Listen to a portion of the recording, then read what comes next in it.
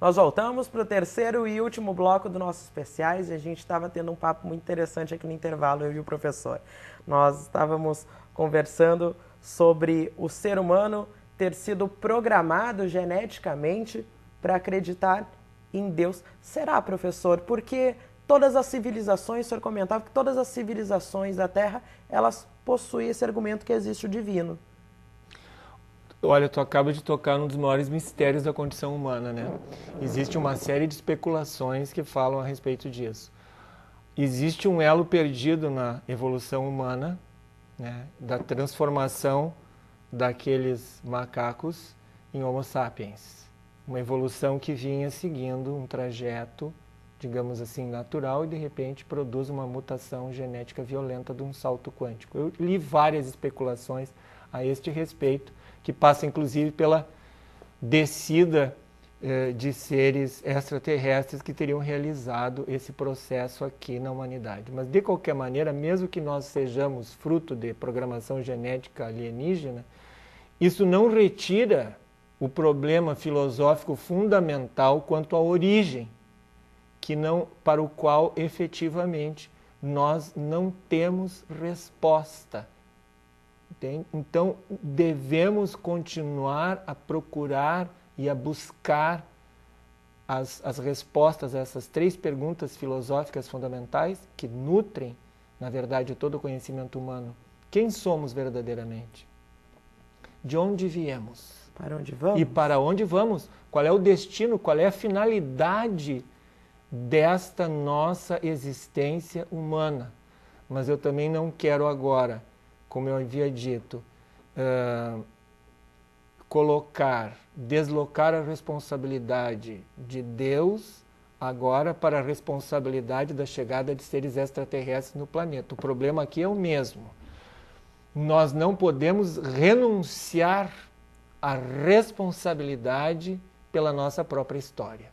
Se não sabemos dizer verdadeiramente algo do ponto de vista científico em relação à nossa origem, sem que reste qualquer dúvida em relação a isso, uma coisa podemos fazer. Nossas escolhas dependem de nós mesmos, não só em termos pessoais, mas em termos coletivos, sociais, em termos globais também. Compreendermos que somos uma só humanidade. Essas nossas divisões são absurdas, já que tu falaste na questão genética. Todos nós temos os mesmos pares de cromossomos, somos uma só espécie, não existem raças humanas. Verdadeiramente falando, não existem divisões na condição humana. E nós ainda desenvolvemos divisões, sectarismos, nós ainda estabelecemos afirmações radicais de que eu sou possuidor da verdade e tu não é possuidor da verdade, então eu vou te eliminar. Então nós não conseguimos aprender ainda a conviver com o diverso, com o diferente, com aquilo que não nos enquadra em nossos rígidos sistemas conceituais.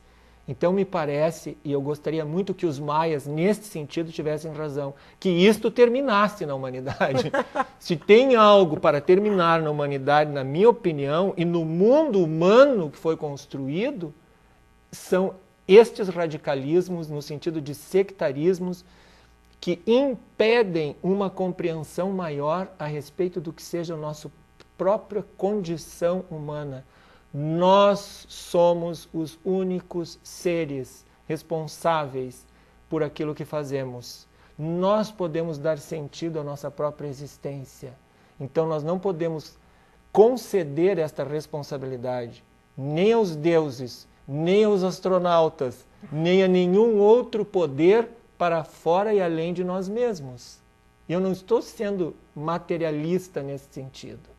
Compreende? Eu só não quero dizer que agora, seja o Deus cristão, ou seja, deuses hindus, ou sejam os deuses astronautas dos maias, né?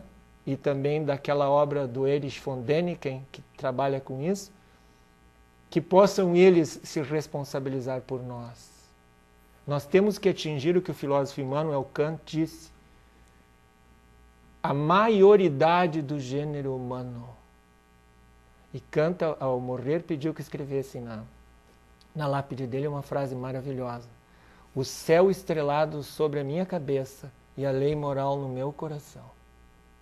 Então, se nós estamos discutindo esse momento do fim, eu acho que um bom princípio seria esse: conservarmos, desenvolvermos, procurarmos esta lei moral no nosso coração que envolvesse a humanidade inteira e não grupos divididos economicamente, politicamente, etnicamente, socialmente, porque essas divisões são absurdas quando eu penso na condição humana em si. Pois é, professor. Talvez eliminar Deus da nossa vida não seja a questão. Nós precisamos eliminar nossos preconceitos, as nossas atitudes que prejudicam o outro. Não há nenhuma civilização humana originalmente ateia, né? Então, o fenômeno religioso é universal, ele está presente em todas as culturas, em todas as civilizações. Pois é, nenhuma civilização é ateia, uma civilização extremamente desenvolvida como os maias também não era ateia, acreditava nos seus deuses e tinham água encanada. No primeiro bloco a gente falava sobre os maias, que foi o que deu origem a toda essa discussão. Como é que é possível que, no mesmo período na Europa, né, não havia desenvolvimento algum desse tipo de tecnologia, vamos chamar assim, ou infraestrutura de engenharia? Olha, novamente eu quero te dizer o seguinte, eu não quero aqui em público colocar em risco, né, digamos assim, minha dignidade científica duramente conquistada na academia, mas eu quero deixar bem claro o seguinte: o que hoje nós afirmamos como verdades científicas não são eternas. A própria ciência não tem validade eterna, ao contrário. Ciência significa pesquisa. E a própria pesquisa acaba destruindo elementos afirmados como verdades científicas em períodos anteriores. Eu acho muito incrível, e eu estive nas pirâmides, eu estive em contato com as cidades de urbanização perfeita, com água encanada, inclusive com banheiros com água encanada. Tem gente no Brasil que não tem banheiro. Ainda hoje. Então, muito bem. De onde isto veio? Como é possível que aquela civilização tivesse atingido um tal alto grau de desenvolvimento tecnológico e simplesmente completado o seu ciclo e desaparecido? Então, a ciência realmente precisa estudar isto. E até aproveitando o ensejo, existem maravilhas entre os incas.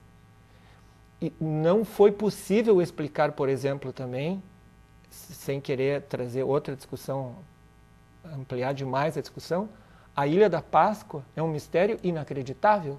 Então, existem ainda mistérios na nossa cultura presentes no planeta Terra que não puderam ser ainda explicados, não é nem pela vã filosofia, desculpe, é pela vã ciência. Shakespeare escreveu Exatamente. sobre isso, né? Nós não temos ainda como explicar. Eu estive agora em Machu Picchu, na comemoração dos 100 anos da redescoberta de Machu Picchu. E junto havia uma expedição de engenheiros e cientistas da Universidade de Harvard.